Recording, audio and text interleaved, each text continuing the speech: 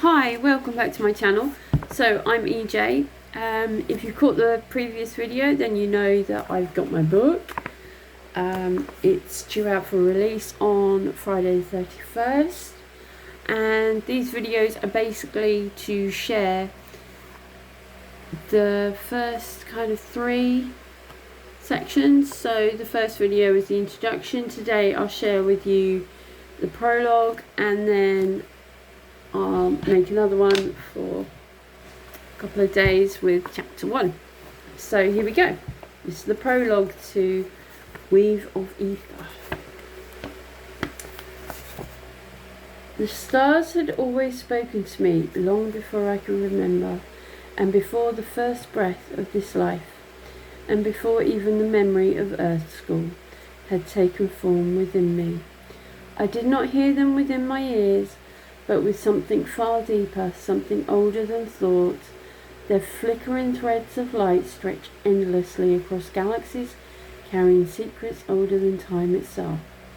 They spoke through vibration, frequency, and resonance, settling directly into my soul and awakening something that had always been there.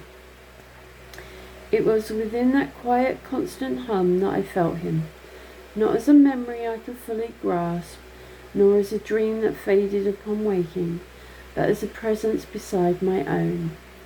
He was steady and unyielding, like a second heartbeat echoing through the vastness of existence.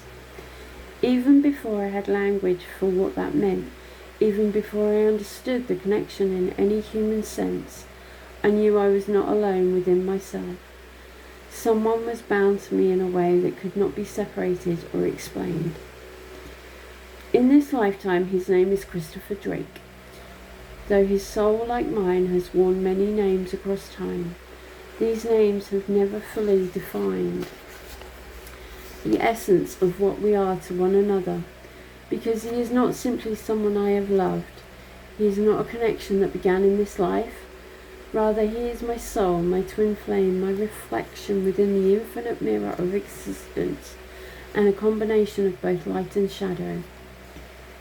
Across eons, across forms, across galaxies and dimensions, beyond human understanding, we have found each other, lost each other, and found our way back again. We are drawn together not by coincidence or circumstance, but by something that feels inevitable and unbreakable as the laws that govern the universe itself. I have walked countless paths as an ancient soul, living lives that have carried both light and shadow, power and vulnerability, deep knowing and a profound forgetting. I have been a healer, a warrior, a witch, a nun, a dragon rider, a mermaid, a noble woman, a creature of earth and of stars, and so many other forms that now exist within me as impressions rather than clear memories. I have felt each life in the body and the spirit more than I have seen it in the mind. Each life comes with lessons, each one has left its mark upon me, shaping who I am, leaving behind fragments of wisdom, echoes of pain, and traces of love that never truly faded. Through all of it, no matter the world or the form or the life I was living, the connection between us remained constant, unbroken, woven through time and space by something far greater than anything I could have understood at the time. Even in the darkness, in the moments of despair, and in the long stretches of silence when nothing seemed to answer back, I carried a quiet certainty within me. He existed somewhere in some form, in some reality, in ways I could not yet see or understand. He was there, always part of something that I was moving towards, even when I felt as though I was drifting further away from everything I once knew. There were times when his knowing did not come as clarity, but as an ache that lived beneath the surface of everything, a deep and almost sacred ache that could not be explained or reasoned with, as though some part of me was always reaching for something just beyond my grasp, something just beyond the veil of perception. Before I had the language of twin flames, before I understood soul memory or karmic return, I knew him through recognition alone, through the way my spirit responded to something unseen yet undeniably real, returning to him again and again across lifetimes I had not yet remembered. Even when I did not know his face, I knew the feeling of him. Even when I could not speak his name, my soul remembered what it meant to be home. There was always something within me that refused to forget, something that held on to the connection even when everything in the physical world suggested that it should not exist.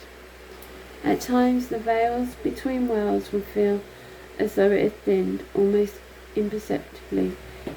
In these moments the universe itself seemed closer, more present, as though I could sense something vast and unseen moving through everything around me, something that existed between worlds and beyond them, something that connected all things without ever needing to be seen.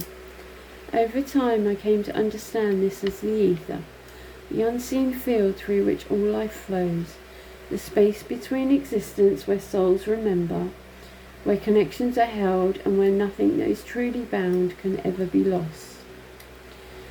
Within that understanding, the pieces of my own experience began to shift.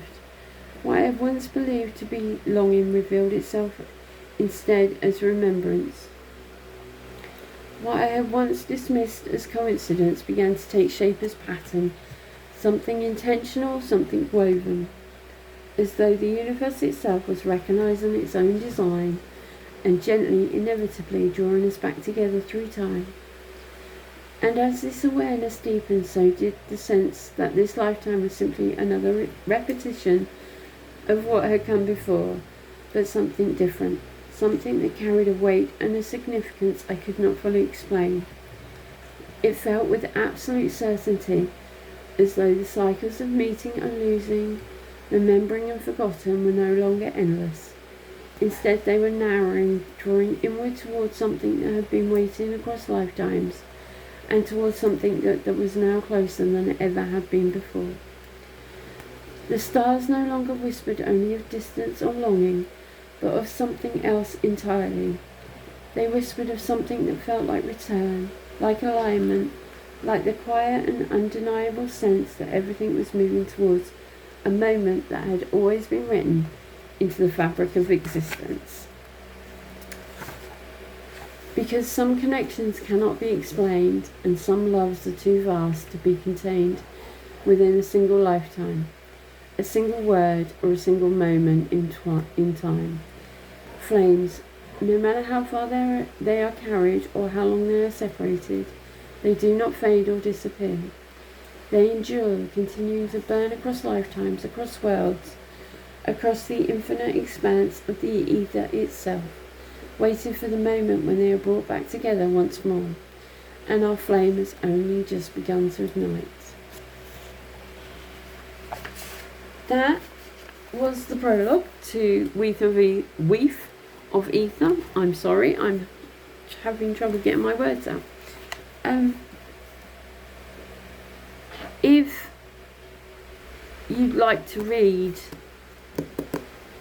obviously the book will be out on Friday, but on my Facebook books page, the introduction is actually written, as is the prologue, as will be the chapter 1.